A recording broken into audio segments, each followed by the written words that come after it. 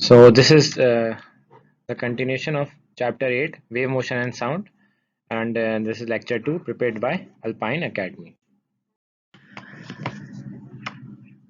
Now moving to the energy of particle executing SHM, यानी हम particle की energy के बारे में डिस्कस करेंगे और निकालेंगे जो कि SHM यानी सिंपल हार्मोनिक मोशन परफॉर्म कर रही है, एग्जीक्यूट कर रही है. ठीक है. We often refer to a system that undergoes SHM as a simple harmonic oscillator, यानी हम ऐसे सिस्टम को रेफर करते हैं जो SHM परफॉर्म करता है, उसे क्या कहते हैं, सिंपल हार्मोनिक ऑसिलेटर से रेफर करते हैं. ठीक है, यानी उसको हम उससे कहते हैं या उससे बुलाते हैं कि वो सिंपल हार्मोनिक ऑसिलेटर है जो कि सिंपल हार्मोनिक मोशन कर रहा है. इन एन आइडियल ऑसिलेटर, एक आइडियल ऑसिलेटर मतलब एक परफेक्ट ऑसिलेटर में फ्रिक्शन लॉसेस नहीं होते. फ्रिक्शन सिंपल हार्मोनिक मोशन की यही एक कंडीशन है कि उसमें फ्रिक्शनल लॉसेस नहीं हो सकते, इसलिए आपकी एनर्जी वहां पे कंजर्व रहती है. At any instant of time we have capital E equals to total energy, potential energy plus kinetic energy, यानी कि किसी भी टाइम के इंस्टेंट पे, यानी किसी भी टाइम पे, एक पर्टिकुलर टाइम पे आपकी टोटल एनर्जी हमेशा potential energy plus kinetic energy के बराबर ही रहेगी. अब चाहे इसमें पोटेंशियल एनर्जी जीरो हो जाए या काइनेटिक एनर्जी मैक्सिमम रहे या पोटेंशियल एनर्जी काइनेटिक एनर्जी कुछ अपनी नॉर्मल मिकदार में रहे, टोटल हमेशा इन दोनों का सम होगा और ये कांस्टेंट रहता है क्योंकि एनर्जी कभी खत्म नहीं होती ना कभी बनती है. ठीक है. To derive an expression for potential energy, we refer to figure below and use Hooke's law, that is F equals to minus kx. ठीक है. हमने पोटेंशियल एनर्जी की एक्सप्रेशन ड्राइव करने के लिए हमने जो नीचे फिगर है ये जो लास्ट में भी मैंने आपको लास्ट लेक्चर में भी इसमें बताई थी कि हम इसको रेफर करेंगे. ठीक है. और हुक्स लॉ यूज करेंगे which is F equals to minus K X. Force is directly proportional to constant and displacement. ठीक है. और नेगेटिव साइन इसलिए क्योंकि दोनों की डायरेक्शन ऑपोजिट होती है. Here the force is varying linearly with the displacement. Force हमेशा क्या है, linearly vary करती है. ठीक है. जितनी, क्योंकि ये नॉन लीनियर नहीं है कि एक अगर फोर्स ज्यादा बढ़ी है तो डिस्प्लेसमेंट कम स्पीड से नहीं, जितनी फोर्स बढ़ाएंगे उतनी डिस्प्लेसमेंट बढ़ेगी. The stretching force is is zero when the displacement is zero. Stretching force आपकी जीरो कब होगी, जब डिस्प्लेसमेंट जीरो होगी, या इन शॉर्ट आपकी डिस्प्लेसमेंट जीरो कब होगी, जब स्ट्रेचिंग फोर्स जीरो होगी. तो दोनों मतलब ऐसी बात है आपकी डिस्प्लेसमेंट हो ही नहीं रही क्योंकि स्ट्रेचिंग फोर्स ही नहीं है. एंड इट इज के एक्स, यानी स्ट्रेचिंग फोर्स क्या होती है, के एक्स होती है. ओनली मैग्नीट्यूड लिखा है इसमें, डायरेक्शन नहीं काउंट कर रहे अभी हम. ठीक है. When the displacement is x, k x कब है, जब डिस्प्लेसमेंट एक्स है. Therefore the average force on the mass m during the displacement is 0 plus k x upon 2 equals to half के एक्स. यानी ये कह रहे हैं कि जो एवरेज फोर्स है मास एम पे जो स्प्रिंग से अटैच हुआ हुआ है डिस्प्लेसमेंट के दौरान, उसकी क्या है average force, 0 plus k x upon 2 half के एक्स. ठीक है. क्योंकि पहले 0 है फिर के एक्स है तो एवरेज उसकी फोर्स हो गई हाफ के एक्स. ठीक है. हमने पहले बात की थी 0 जब स्ट्रेचिंग फोर्स नहीं है, 0 है. फिर हमने बात की के एक्स होगी जब डिस्प्लेसमेंट भी होगी, तो इसलिए हमने एवरेज निकाल लिया हाफ के x. Hence the work done on the mass by the force during displacement, यानी अब हम निकाल रहे हैं वर्क डन इस मास पे. कौन सी, बाय द फोर्स, किस फोर्स से, जो वही स्ट्रेचिंग फोर्स है ड्यूरिंग डिस्प्लेसमेंट एक्स. ठीक है. तो फोर्स आपकी multiply by x. Work done का फॉर्मूला क्या होता है, फोर्स इनटू डिस्टेंस. तो फोर्स आपकी हाफ के एक्स इनटू डिस्टेंस, तो ये क्या बन के आ गया, हाफ के एक्स स्क्वायर. तो ये आपकी काइनेटिक एनर्जी या वर्क डन आपका बन के आ गया. Work done on mass stored in it in the form of potential energy. ठीक है. ये जो वर्क डन है ऑन द मास, ये इसके अंदर स्टोर्ड होता है पोटेंशियल एनर्जी. अच्छा, अभी हम ये बात करें जब रेस्ट में है. ठीक है. या हम इसको फर्ज करें खींच के हमने इसको एक्सट्रीम पोजीशन पे ले गए, अभी हमने उसको छोड़ा नहीं है, यानी वो मूवमेंट में नहीं है. ठीक है. तो वो अभी उसमें पोटेंशियल एनर्जी होगी, ऐसी बात है. जैसे ही इसको छोड़ेंगे तो काइनेटिक एनर्जी में बन जाएगा, वो मेन पोजीशन पे आ गया. तो अभी हम इसको पोटेंशियल एनर्जी कह रहे हैं. Thus the potential energy of the oscillating mass at a displacement x from equilibrium position is given as p equals to half kx पर. यानी ये कह रहे हैं पोटेंशियल एनर्जी किसी भी ऑसिलेटिंग मास की एक डिस्प्लेसमेंट x पे from equilibrium position is given as this. वही बात कि जब मीन पोजीशन से हमने इसको मूव करा के खींच के यहाँ लिया है मास को. ठीक है. एग्जांपल, यहाँ मास को लिया है, यहाँ रखा हुआ है इसको. ठीक है. जैसे यहाँ लेकर आए हैं या ये आया हुआ है यहाँ पे, तो यहाँ पे इसकी जो पोटेंशियल एनर्जी होगी वो होगी हाफ के एक्स स्क्वायर, क्योंकि वर्क डन से निकाला है, वर्क फोर्स है के एक्स, हाफ के एक्स, और डिस्टेंस है एक्स, तो इसलिए पोटेंशियल एनर्जी आपकी हाफ के एक्स स्क्वायर है. अब ये आगे कैसे काइनेटिक एनर्जी में आती है वो आपको खुद ब खुद आइडिया होगा. Now From the equation, it is clear that the potential energy is maximum at the two extreme positions, where x equals to x plus minus x not. यानी ये कह रहे हैं भाई कि आपकी जो पोटेंशियल एनर्जी है वो आपकी एक्सट्रीम पोजीशंस पे, यहाँ का ये मीन पोजीशन है आपकी, this is your mean position, तो आपकी ये एक्सट्रीम पोजीशन है, एक ये और एक ये, तो इन दोनों पॉइंट पे आपकी पोटेंशियल एनर्जी मैक्सिमम होगी, और वो क्या होगी, हाफ के एक्स नॉट का square, and it is minimum at the equilibrium position. और इक्विलिब्रियम पोजीशन पे जैसी वो आती है यानी मीन पोजीशन पे सेंटर पे, तो वहां पे मिनिमम होगी, क्योंकि वहां पे एक्स क्या हो जाता है आपका जीरो, तो पोटेंशियल एनर्जी मिनिमम जीरो हो जाएगी एक्स जीरो पे. ठीक है, using equation v x equals to root k m x root x square minus x naught square minus x, जो हमने सबसे पहले अभी ड्राइव की थी लास्ट लेक्चर में अपने वी एक्स स्पीड की, वेलोसिटी की. तो expression for kinetic energy is given by के ई इक्वल्स टू हाफ के वी स्क्वायर. ठीक है, तो हमने इसको जो वहाँ पे स्पीड थी, ठीक है, वो हमने आपकी क्या कर दी, हाफ के वी स्क्वायर डाल दिया. ठीक है, यहाँ तो एक्स नॉट स्क्वायर है ना पोटेंशियल एनर्जी में, तो यहाँ पे हमने काइनेटिक एनर्जी बना दी, तो ये बन गई आपकी वी स्क्वायर. ठीक है, नाउ मूविंग ऑन, हमने सिंपली कुछ नहीं किया, हमने उसको जो वी का फॉर्मूला हमने ड्राइव किया था वो हमने इसमें सब्स्टिट्यूट कर दिया. ठीक है, सब्स्टिट्यूट कर दिया, तो अब आगे हम मूव करें तो हमारे पास शॉर्ट में बन के आ गया के x square minus x square. ठीक है, इसमें ये वाला m और आपका this m and this m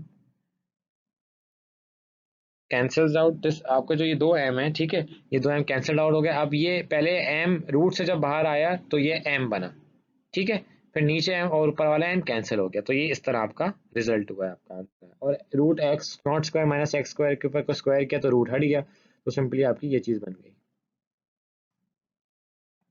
From the above equation, it is clear that kinetic energy is maximum at the equilibrium position where x equals to 0 and the maximum value is being given as this. Kinetic energy max half kx naught square.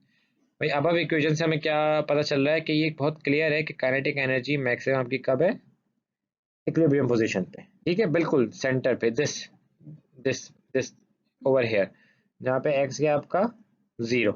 ठीक है, and the maximum value is being given as, और आपकी maximum value ये रही half k x naught square. It is maximum at the two extreme positions where x equals to plus minus x naught. The minimum value is being given as kinetic energy minimum equals to 0.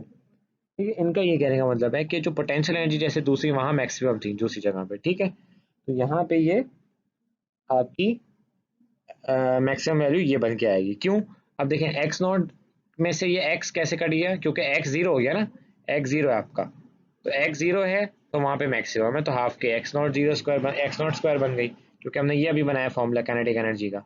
ठीक है, तो ये आपकी यहाँ maximum हो गई. और minimum क्या हुई, मिनिमम में तो आपकी ये एक्स जो है एक्स नॉट के बराबर हो जाएगा जितना मूव किया है, तो जैसे ही बराबर होगा तो ये पूरी फैक्टर आपका, ये पूरा फैक्टर काइनेटिक एनर्जी का जीरो हो जाएगा. सही है.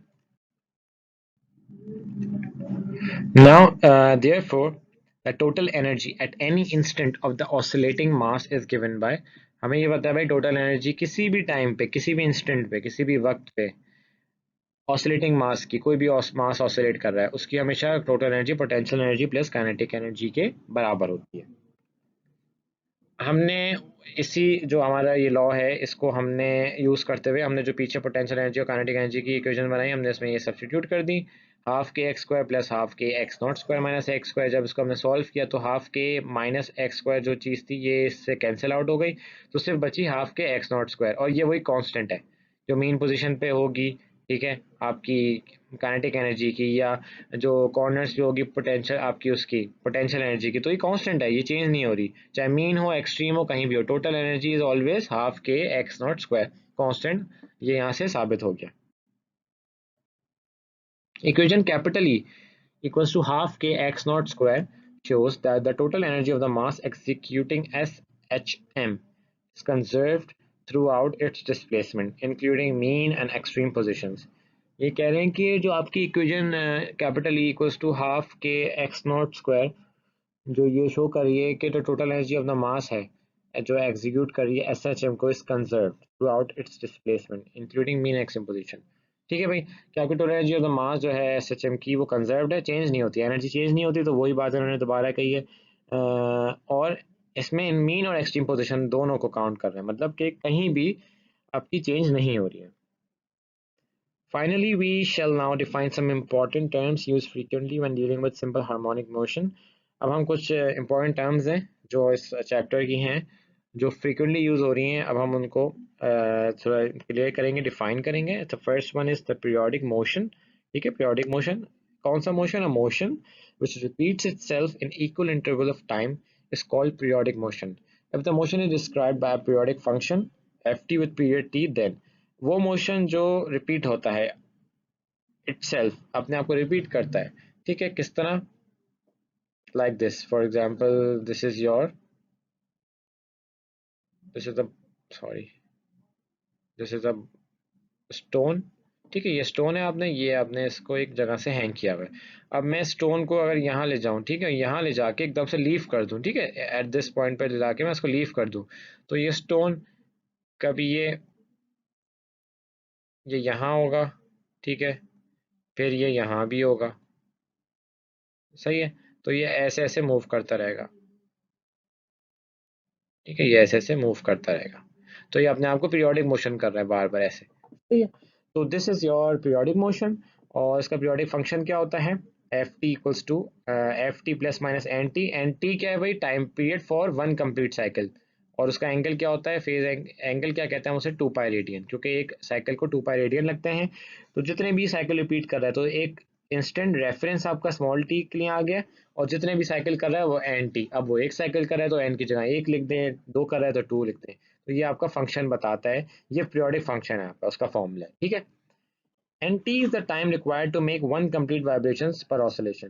टी कौन सा टाइम है जो कि रिक्वायर्ड है एक to make one complete vibration, यानी एक साइकिल में या एक कंप्लीट वाइब्रेशन करने में जो टाइम पीरियड लगता है वो आपका कैपिटल टी है। Now frequency, frequency is the number of vibrations made by a body and 1 second is called frequency। ठीक है, फ्रीक्वेंसी क्या है? फ्रीक्वेंसी आपकी वो है कि जब नंबर ऑफ वाइब्रेशन जो एक बॉडी बना रही है इन 1 सेकेंड, ठीक है, this is not an, this is in 1 second, ठीक है, ये मैं आपको इसको इन कर देता हूँ। इन 1 सेकेंड इज कॉल्ड फ्रीक्वेंसी, मतलब कितनी वाइब्रेशन हो रही है एक बॉडी की 1 सेकेंड के अंदर, तो वो सिंपली आपकी फ्रीक्वेंसी है। उसको हम रिप्रेजेंट करते हैं ग्रीक लेटर दिस म्यू, इस तरह का है ये आपका, ठीक है, और जिसे हम न्यू पढ़ते हैं, न्यू, ठीक है, कभी कभी मैं भी इसको म्यू पढ़ देता हूँ, लेकिन its correct pronunciation is nu. It is express as vibrations per second और साइकिल्स पर सेकंड, ठीक है, क्योंकि वही कितनी वाइब्रेशन होनी है 1 सेकंड में, तो ये आपको कॉमन बात है कि आपको इस तरह का यूनिट बनेगा इसका साइकिल्स पर सेकंड का, और इसको सिंपली हर्ट्ज भी कहते हैं, ठीक है, यूनिट है इसका hertz. The reciprocal of frequency is equal to the time period. अब ये कैसे देखें? अगर ये वाइब्रेशंस पर सेकंड आपका फ्रीक्वेंसी है, मैं इसको अगर एक वो कर दूं रेसिप्रोकल, यानी सेकंड्स कर दूं पर वाइब्रेशन, यानी ये क्या टाइम पीरियड का क्या डेफिनेशन है भाई कि कितने वाइब्रेशन होनी है 1 सेकंड के अंदर, है ना, टाइम पीरियड यही है, तो ये आपका टाइम पीरियड बन गया, और ये आपकी फ्रीक्वेंसी, तो इसलिए रेसिप्रोकल है, एफ इज 1/t। नाउ कुछ एग्जांपल्स सिंपल हार्मोनिक मोशन की। सिंपल पेंडुलम, पेंडुलम आपको मैं बार बार पीछे बहुत दफा बना चुका हूँ, दोबारा बना देता हूँ, ठीक है। This is your pendulum, simply बनाने की जरूरत ही नहीं है, डायग्राम में है बुक में। An ideal simple pendulum consist of a spherical Bob, ठीक है, ये स्फेरिकल बॉब है, ये आपसे बहुत अभी आगे जाके इंटर के प्रैक्टिकल्स में या आपको काफ़ी यूज़ करेंगे फिजिक्स में, ठीक है।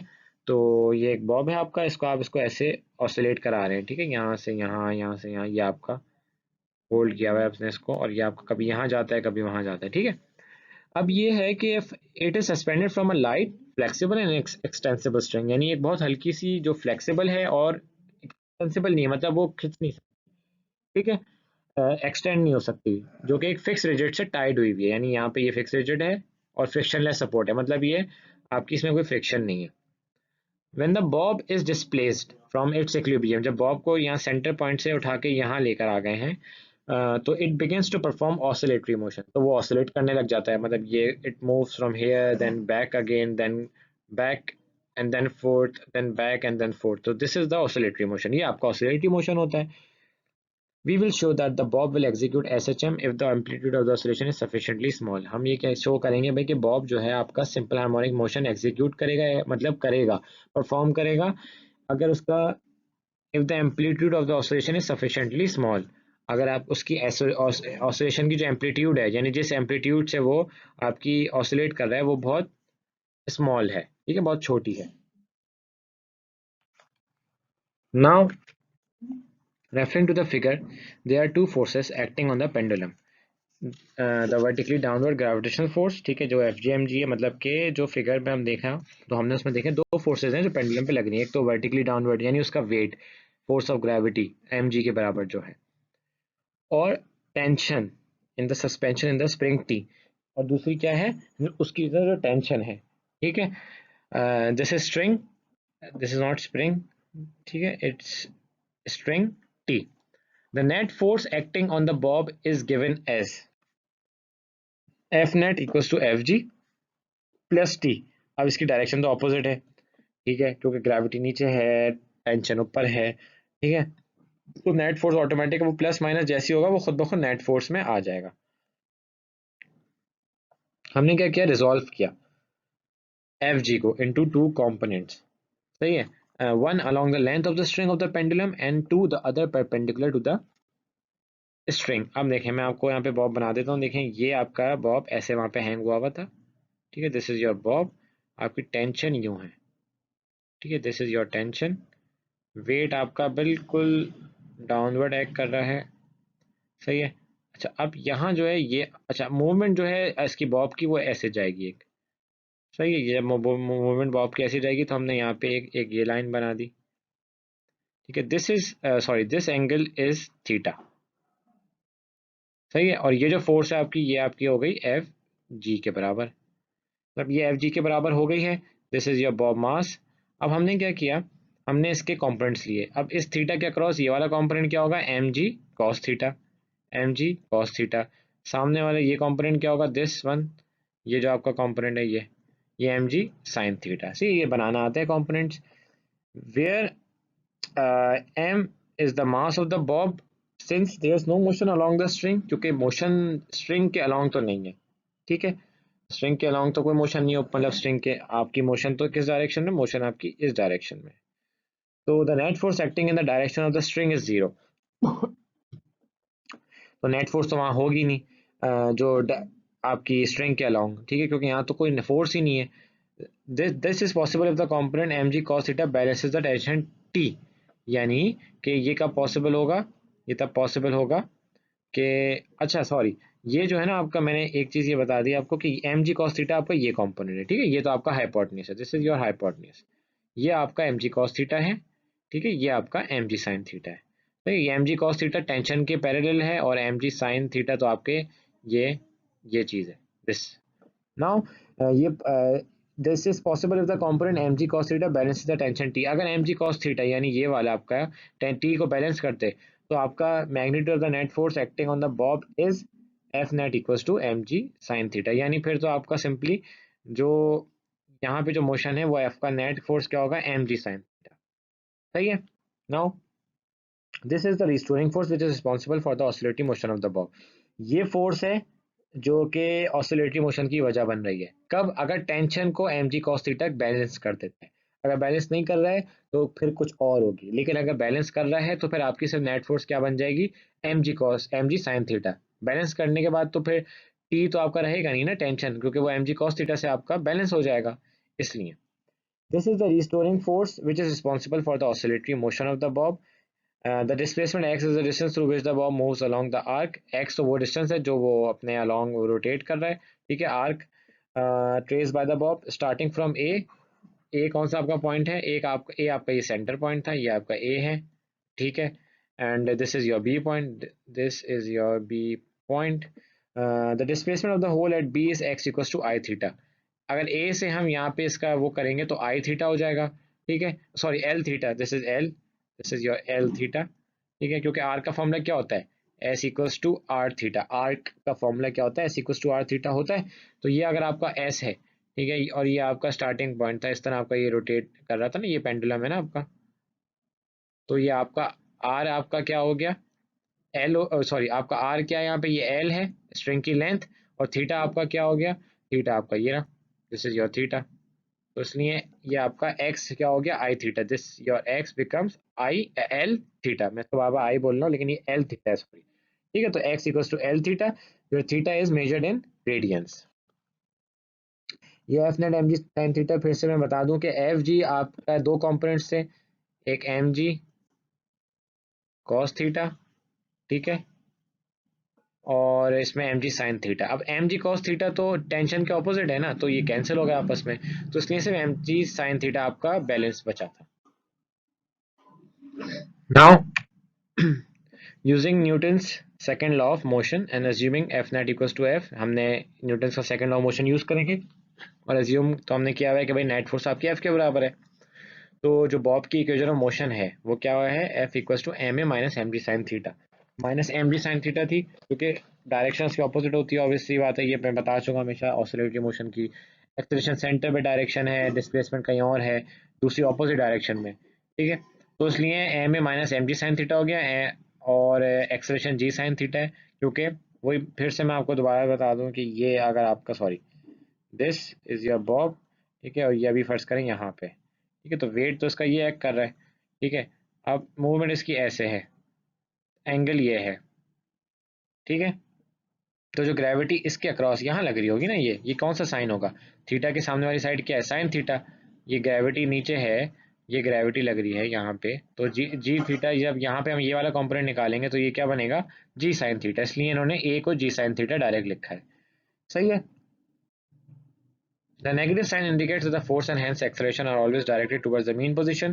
ये mean position पे होती है और displacement हमेशा opposite side पे होती है, तो इसलिए ये नेगेटिव साइन है। If theta is sufficiently small, और अगर थीटा बहुत, अच्छा अब इसमें थीटा अगर बहुत स्मॉल है, मान लें कि बहुत ही ज़्यादा स्मॉल है, लेस देन अबाउट 5 डिग्रीज, तो हमेशा साइन का रूल है कि अगर साइन के साथ कोई भी एंगल हो, अब ठीक है, साइन थीटा के आंसर क्या होगा, अगर थीटा आपका 1 डिग्री है, ठीक है, रेडियन की बात नहीं कर रहा हूँ, 2 डिग्री है या 3 डिग्री है, ठीक है, तो ये आपका बिल्कुल आंसर आपका थीटा के अप्रोक्सीमेट क्लोज आएगा, सही है। तो हमने थीटा ले लिया, इसको एज्यूम कर लिया भाई अप्रोक्सीमेट थीटा के बराबर है। अब थीटा क्या था, हमने अभी पीछे मैंने फॉर्मूला आपको बताया था कि x equals to l theta, तो थीटा की जगह x ओवर एल लिख दिया, तो theta becomes x over L.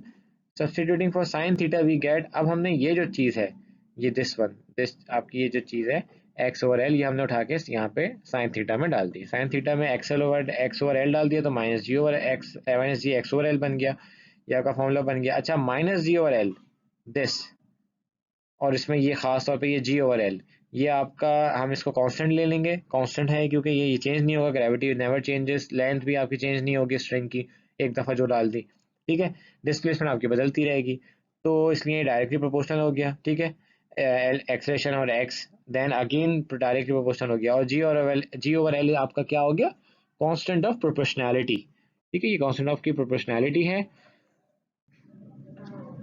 Now Thus, the acceleration of the pendulum is directly proportional to its displacement. Acceleration आपकी directly proportional है displacement के, और डायरेक्ट कहाँ पे है वो, मीन पोजीशन पे, ठीक है, यानी बॉब का जो आपका मीन पोजीशन है, एट दिस मीन पोजीशन पे वो हमेशा डायरेक्ट होती है, ठीक है, आपको हमेशा सेंटर पॉइंट पे वो खींच के लाएगी।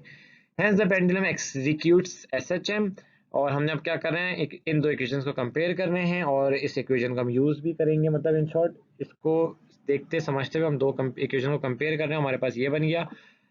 Now how did it came, ये इस तरह के आपने दोनों को जब लाया तो माइनस डब्ल्यू स्क्वायर, ठीक है, minus W square x equals to आपका minus g over l x, ठीक है, x cancels out with this x, ठीक है, minus cancels out with this minus, cancel हो गया, डब्ल्यू स्क्वायर पे आपने रूट लिया, तो ये आपका जी ओवर एल रूट में सिंपली बन गया, ठीक है, या आप उसको रूट में ना लिखें तो सिंपल डब्ल्यू स्क्वायर लिख दें जैसे बुक में आपकी किया हुआ है। अब t equals to 2 pi l over g, अब ये इन्होंने कैसे बनाया, ये इस तरह बनाया कि भाई टी आपका फॉर्मूला होता है 2 पाई ओवर डब्ल्यू का, ठीक है, टी होता है आपका 2 पाई अपॉन डब्ल्यू, ठीक है, टी 2 पाई अपॉन डब्ल्यू है। अब डब्ल्यू का हमारे पास क्या आ गया, रूट जी ओवर एल आ गया, तो मैंने सिंपली 2 पाई, ठीक है, आप ये साथ साथ अपनी कॉपी में सॉल्व भी करते जाएं ताकि आपको खुद भी आ जाए। रूट जी ओवर एल हो गया। ठीक है, अब मैं अगर इसको ऊपर लेके जाना चाहता हूँ, क्योंकि ये अपॉन में ना ये पूरा फैक्टर, अब मैं इसको ऊपर शिफ्ट कराना चाहता हूँ। ऊपर शिफ्ट कराने के लिए आपको बस 2 पाई रूट एल ओवर जी बन गया। ये आपकी टाइम पीरियड का पेंडुलम का फॉर्मूला बन गया। अब हम एग्जाम्पल करेंगे, बुक की सॉल्व है। Find the time period of a simple pendulum whose length is 88.2 centimetre. एक हमें टाइम पीरियड निकालना है एक सिंपल पेंडुलम का जिसकी लेंथ 88.2 सेंटीमीटर है। The value of acceleration due to gravity is 9.8 metre per second square. ठीक है, और जो एक्सेलरेशन की वैल्यू है ग्रेविटी से वो 9.8 मीटर पर सेकेंड स्क्वायर है। And at the place where experiment is perform. ठीक है, मतलब अर्थ पे ही है क्योंकि 9.8 मीटर पर सेकेंड स्क्वायर है। ठीक है, हमें उसके टाइम पीरियड निकालना है जिसकी लेंथ है 88.2, मतलब एल 88.2 है। ये मैंने सॉल्यूशन में है, आपको मैंने गिवन डेटा सारा पुट कर दिया है, पर सेंटीमीटर को मीटर में कर दिया है। कैसे करते हैं, 88.2 है, छोटे से बड़े उसमें जाएंगे तो आप डिवाइड करते हैं हमेशा। एक मीटर में 100 सेंटीमीटर होता है, तो डिवाइड बाय इसको आप 100 कर देंगे तो इसलिए 10.10 - 2 आ गया। अपॉन में 100 है, ऊपर जाके वो 10, नीचे 10⁻² होगी, ऊपर जाके नेगेटिव 10⁻² हो जाएगी। अच्छा, अब आपका ये फॉर्मूला है, अभी हमने ऊपर ड्राइव किया t, this your formula 2 pi l over root l over g. तो ये आपका बन गया 2 × 3.14, पाई की जगह 3.14 डाल दिया। आप चाहे तो डायरेक्ट कैलकुलेटर में पाई रख दें। एल की जगह 88.2 × 10⁻²2 अपॉन ग्रेविटी में उसकी वैल्यूज रख दी और आपके पास आंसर आ गया 1.885 seconds time period. Now generation of a wave pulse, मतलब एक वेव में जो वेव के जो पल्स आती है, लाइक एक दिस थिंग, ये कैसे आती है। ठीक है, वेव पल्स जो है इसे वेव पल्स कहते हैं। ठीक है, ये कैसे जनरेट होती है। अब ये आपकी डायग्राम है सिंपल, आप देखें इसमें ये एक बंदा ये एक रस्सी पकड़ा हुआ है, यहाँ से ये फिक्स है, सही है, और ये इसमें वेव्स बना रहा है, wave pulses generate.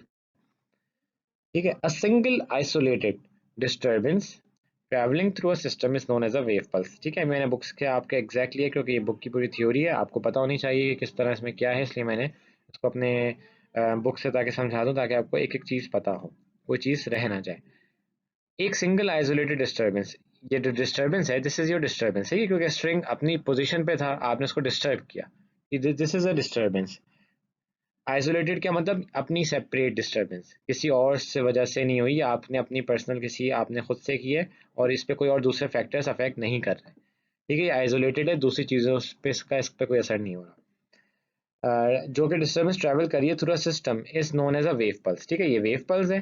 A simple way of generating a pulse in one dimensional medium, एक सिंपल वे के आपको पल्स आप कैसे जनरेट कर सकते हो एक डायमेंशनल मीडियम में, वो ये है कि consider a string whose one end is tied to a fix support.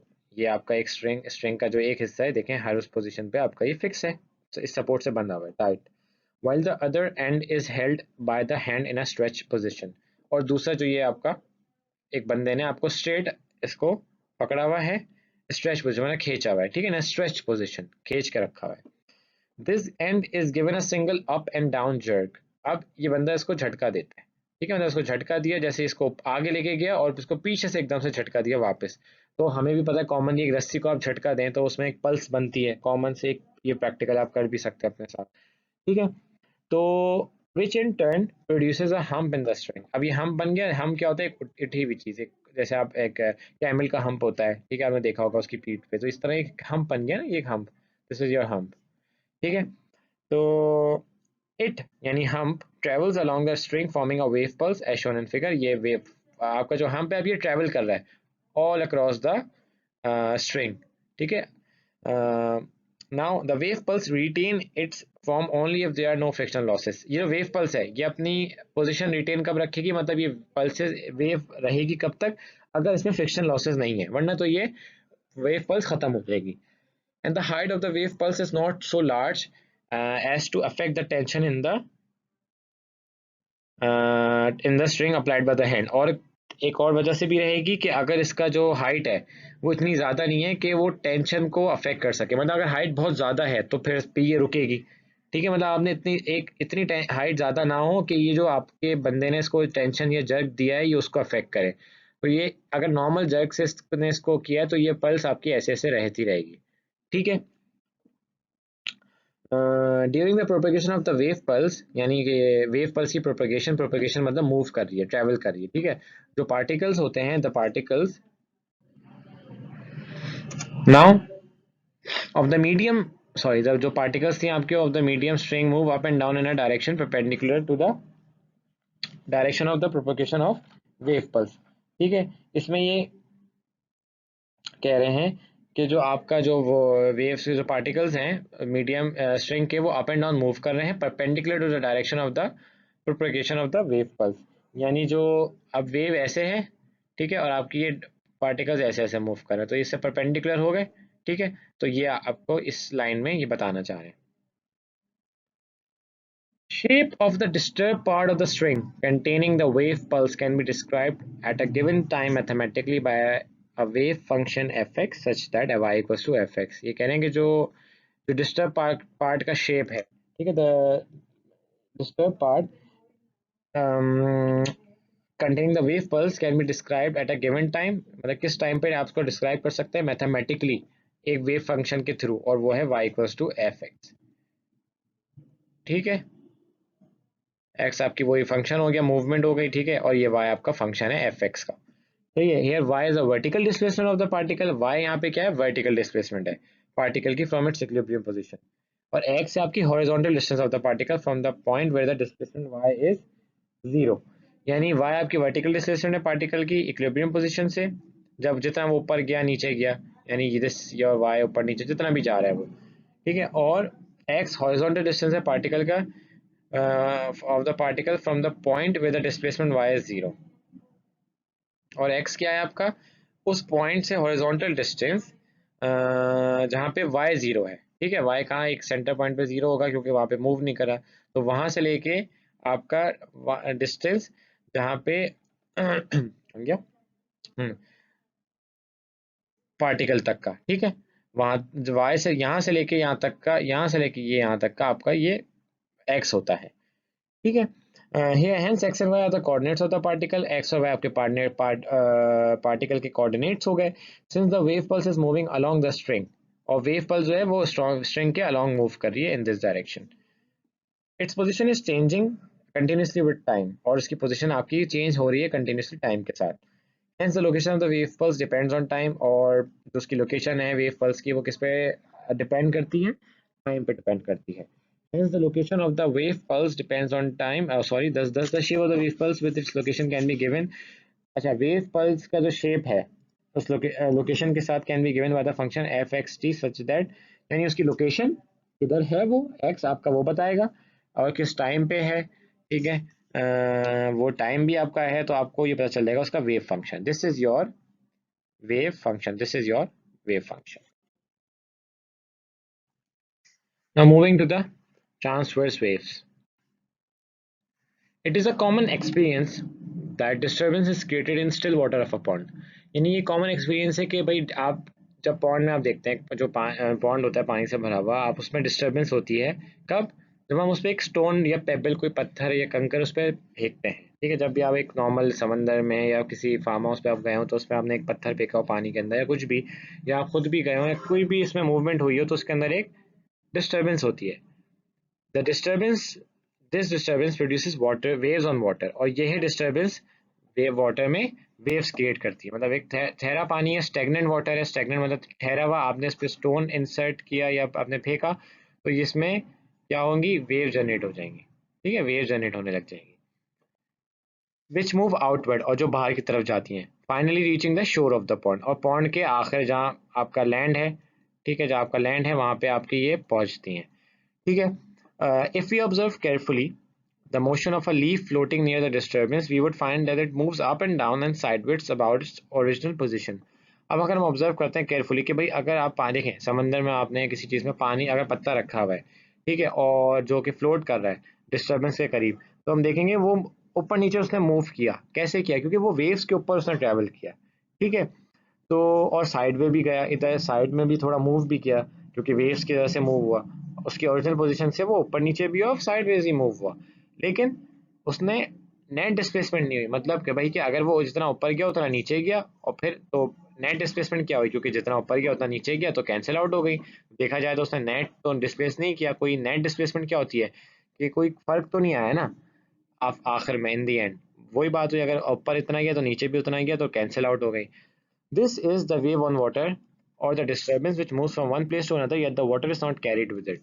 और ये वेव होती है वाटर्स में, या डिस्टर्बेंस कह लो, जो कि एक जगह से दूसरी जगह आपकी मूव करती हैं, बट इसमें वाटर नहीं कैरी होता है, water is not carried with it, मतलब वो पानी कहीं इससे ट्रेवल नहीं कर जाता। ठीक है, अब फिगर 8.6d में देखें, this figure on the right side shows such a wave on water. ठीक है, in this case point A, यानी at this point would correspond to the crest of the wave, ठीक है, and point B would correspond to the crest of the wave। अब crest क्या है, आपका crest है जो मैक्सिमम एम्पलीट्यूड की जगह है, ये आगे अभी आपको और डेफिनेशन में क्लियर भी हो जाएगा। ठीक है, और B क्या है, जो आपका ट्रफ है। ठीक है, जो बॉटम पार्ट है आपका, crest आपका हाईएस्ट पार्ट है, B आपका बॉटम पार्ट है।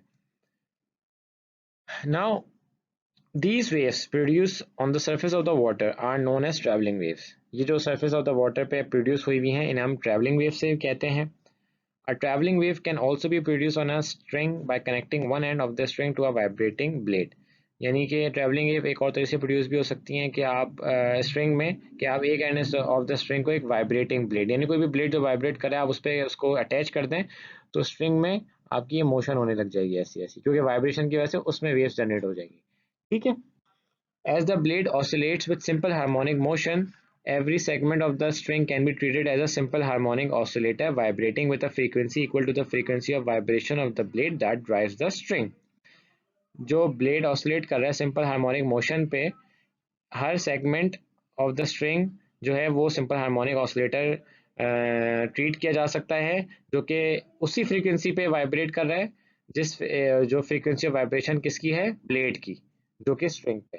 यानी कि अगर ब्लेड ऑसिलेट कर रहा है हार्मोनिक मोशन पे तो हम स्ट्रिंग को भी उतना ही ट्रीट करेंगे उसी फ्रीक्वेंसी पे, वो भी वाइब्रेट करेगा जो जिस पे ब्लेड कर रहा है। A wave is characterized by three important physical concepts।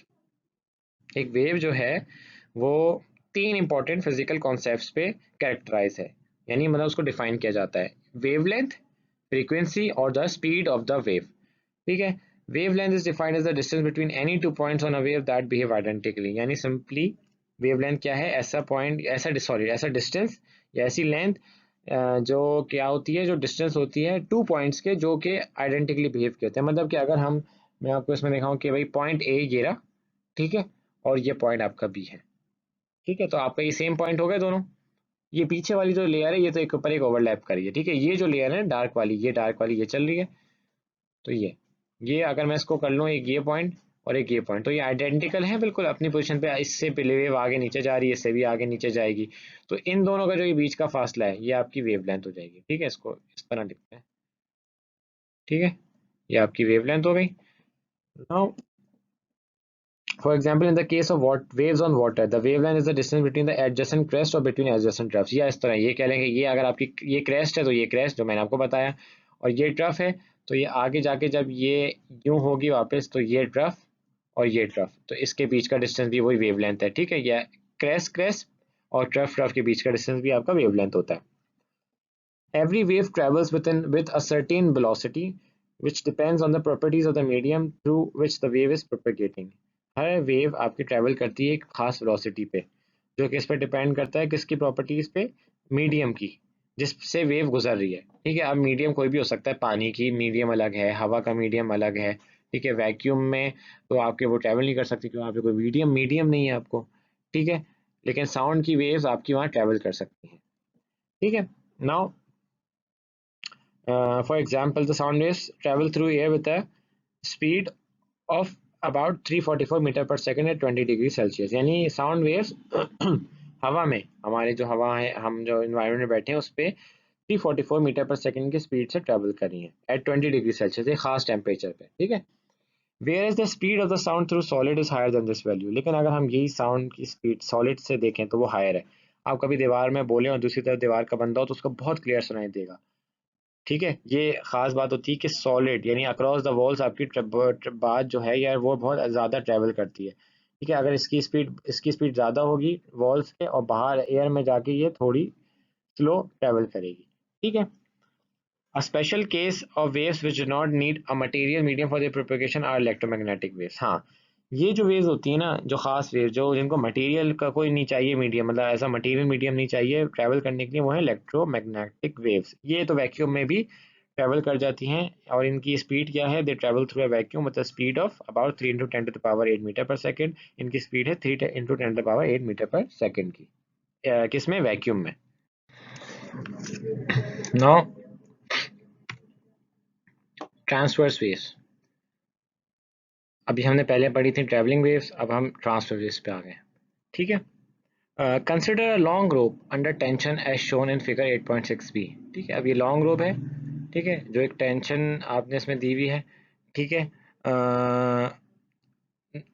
One end of its end is flip to produce a wave variant. ठीक है, एक तरफ से आपने उसको बांध के रखा हुआ है, एक तरफ से आपने उसको फ्लिप किया है ताकि उसमें एक वेव जनरेट हो जाए।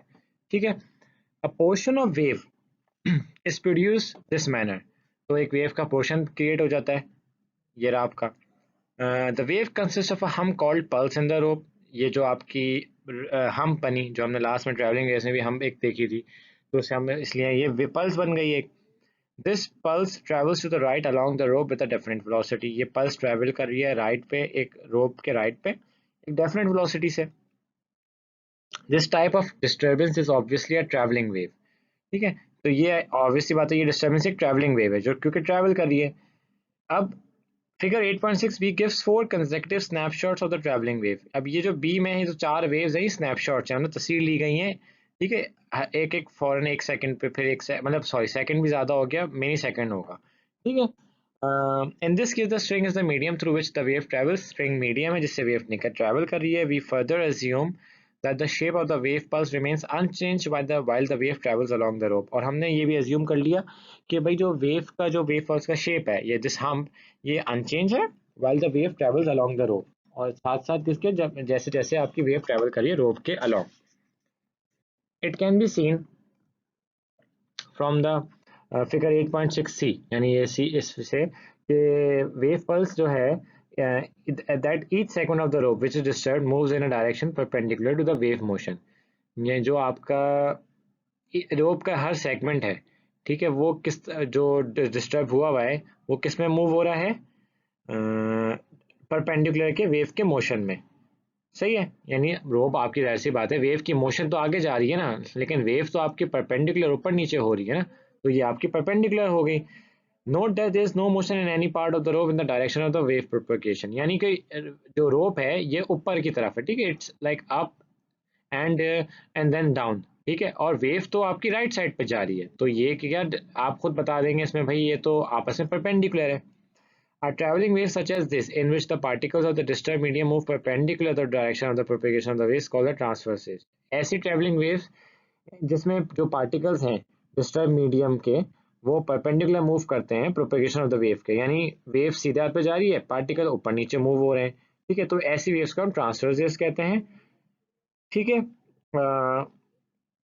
Other examples of transverse waves, दूसरी एग्जाम्पल्स क्या हैं, इलेक्ट्रोमैग्नेटिक वेव्स हैं, लाइट है, रेडियो है, टेलीविजन है, ये तमाम वेव्स आपकी ट्रांसवर्स वेव्स में आती हैं। नाउ हम जो रेस्ट ऑफ द टॉपिक्स हैं वो हम लेक्चर 3 में कंटिन्यू करेंगे इंशाल्लाह।